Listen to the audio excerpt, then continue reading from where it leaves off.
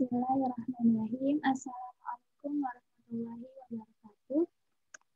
Kami dari kelompok 9 akan mempresentasikan materi mengenai listrik. Sebelumnya, izin perkenalkan diri, nama saya Diana Rizky dengan NIM 2002970 dan teman saya Fitriyanti Pratami dengan NIM 2003332. Baik, yang pertama mengenai listrik statis. Listrik statis ini disebut juga elektrostatika, yaitu yang mempelajari tentang kelistrikan dengan muatan listrik dalam keadaan diam.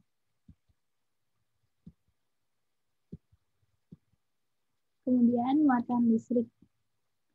Muatan listrik terdapat dalam tiap atom. Atom ini terdiri dari inti atom dan yang dikelilingi oleh elektron.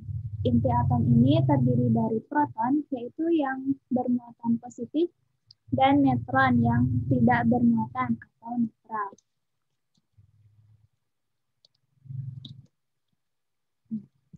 Yang selanjutnya, hukum Coulomb. Hukum Coulomb merupakan aturan yang menjelaskan gaya interaksi antara dua partikel yang bermuatan listrik. Nah, jika dua partikel bermuatan listrik sejenis, yaitu positif dengan positif maupun negatif dengan negatif, maka akan terjadi gaya tolak-menolak. Sedangkan jika dua partikel tersebut tidak sejenis, yaitu positif dengan negatif, maka akan terjadi gaya tarik-menarik. Gaya Coulomb ini dapat dirumuskan dengan F sama dengan K dikali Q1 dikali Q2 per R kuadrat. Dengan keterangan F sama dengan gaya Coulomb, Q sama dengan muatan listrik, R sama dengan jarak, dan K sama dengan konstanta tepat. Yang selanjutnya mengenai medan listrik. Medan listrik merupakan daerah di sekitar muatan listrik yang masih memiliki pengaruh gaya Coulomb tadi. Nah, muatan positif, arah medan listriknya keluar, sedangkan muatan negatif, arah medan listriknya ke dalam. Besarnya medan listrik atau kuat medan listrik di titik tertentu dirumuskan dengan E sama dengan K dikali Q per R kuadrat.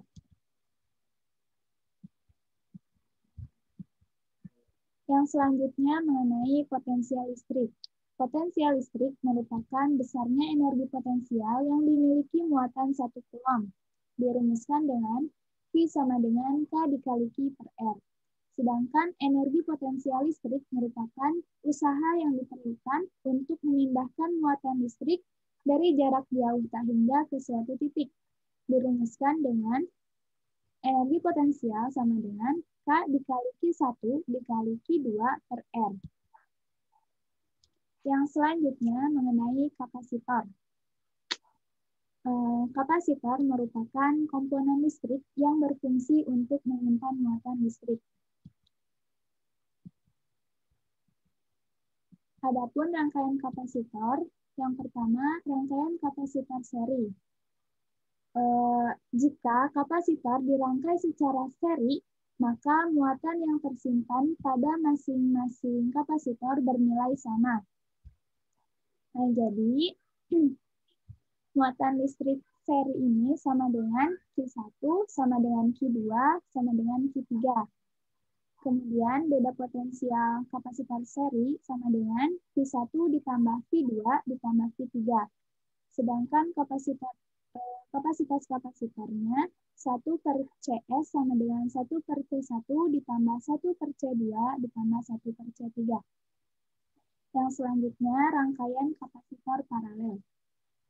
Jika kapasitor dirangkai secara paralel, maka tegangan listrik masing-masing kapasitor bernilai sama.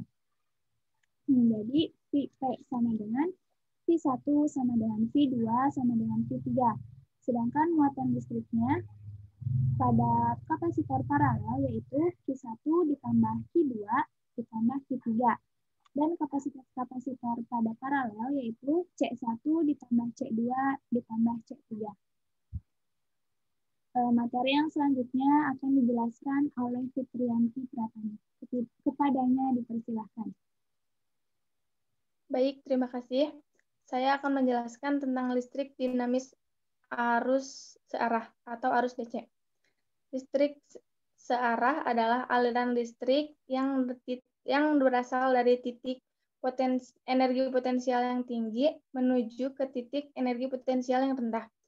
Listrik searah ini juga disebut dengan listrik positif, yaitu berasal dari kutub positif ke kutub negatif.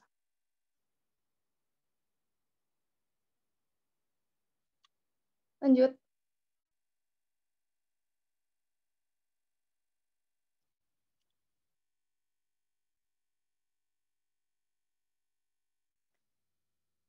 Kemudian ada arus listrik dan kuat arus listrik. Arus listrik yaitu gerakan atau aliran muatan listrik. Gerakan atau aliran muatan listrik ini dipengaruhi oleh konduktor. Konduktor merupakan bahan pengantar arus listrik seperti besi, tembaga, dan lain sebagainya. Arah arus listrik sesuai dengan arah aliran muatan positif atau berlawanan arah dengan arah aliran muatan negatif. Yang selanjutnya ada kuat arus listrik. Kuat arus listrik merupakan besar muatan yang mengalir pada suatu konduktor tiap satuan waktu. Kuat arus listrik dapat dirumuskan sebagai berikut. I sama dengan Q per T. Dengan I yaitu kuat arus listrik, Q sama dengan muatan, T sama dengan waktu. Lanjut.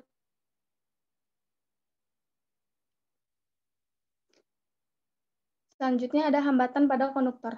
Ada beberapa faktor yang dapat mempengaruhi hambatan. Yang pertama yaitu jenis kawat sebagai hambat jenisnya. Yang kedua ada panjang kawat. Yang ketiga ada luas penambang kawat. Hambatan pada konduktor dapat dirumuskan sebagai berikut. R sama dengan Rho dikali L per A. Selanjutnya ada hukum Ohm. Hukum Ohm menyatakan bahwa kuat arus yang mengalir dalam suatu rangkaian sebanding dengan beda potensialnya. Hukum Ohm dapat dirumuskan sebagai berikut. V sama dengan I kali R, atau I sama dengan V per R, atau R sama dengan V per I. Lanjut.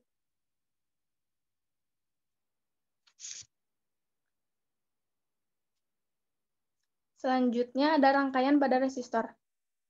Rangkaian pada resistor dibagi menjadi dua bagian, yaitu satu rangkaian resistor seri.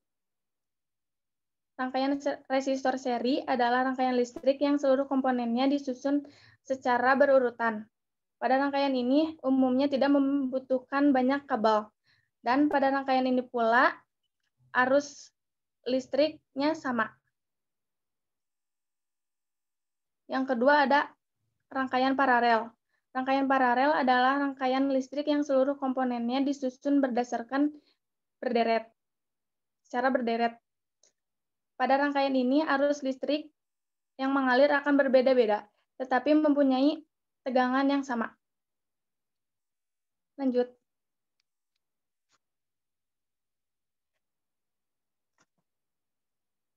Selanjutnya ada hukum Kirchhoff. Hukum Kirchhoff 1. Hukum Kirchhoff 1 menyatakan bahwa jumlah kuat arus yang masuk akan sama dengan jumlah kuat arus yang keluar.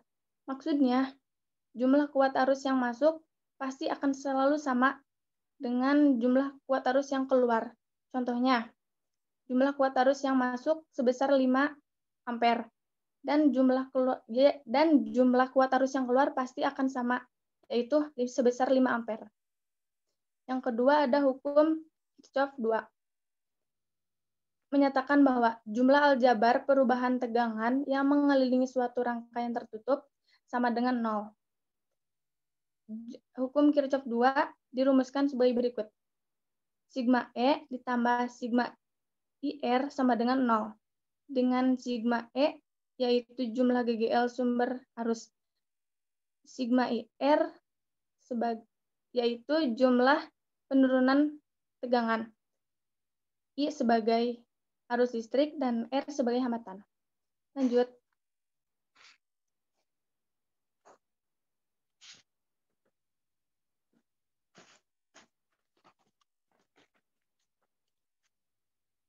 Selanjutnya ada energi dan daya listrik.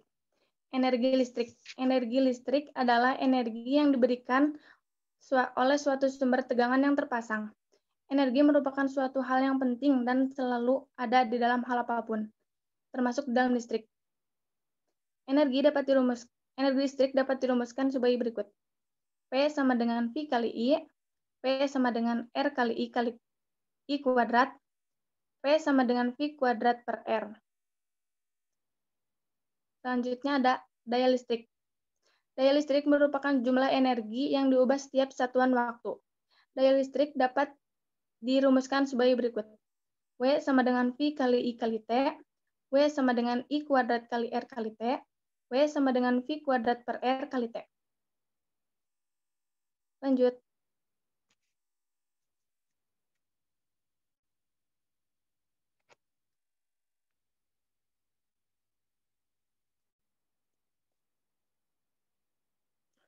Arus listrik bolak-balik. Arus listrik bolak-balik yaitu arus listrik di mana besaran dan arah arusnya berubah-ubah secara bolak-balik. Lanjut. Arus dan tegangan bolak-balik didefinisikan dengan persamaan sebagai berikut. V sama dengan Vm sin omega T, I sama dengan Im sin omega T, di mana V sama dengan tegangan sesaat, I sama dengan arus sesaat, Vm sama dengan tegangan maksimum, Im sama dengan kuat arus maksimum, omega sama dengan kecepatan sudut, T sama dengan waktu, dan sudut fasa theta sama dengan omega kali T kali radian. Lanjut. Kesimpulan. Begitu banyak manfaat listrik dalam kehidupan sehari-hari. Pemanfaatan listrik tersebut ditandai dengan adanya perubahan energi listrik. Energi listrik dapat diubah menjadi energi panas, energi bunyi, energi cahaya, dan energi gerak. Kemudian yang harus kita ingat bahwa energi listrik itu bukan energi yang dapat diperbarui. Jadi kita harus menggunakannya secara efisien dan efektif.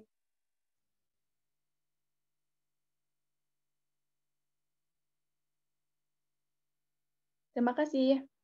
Sekian, mungkin cukup sekian presentasi dari kelompok kami. Mohon maaf apabila ada kata-kata yang kurang. Sekian. Wassalamualaikum warahmatullahi wabarakatuh.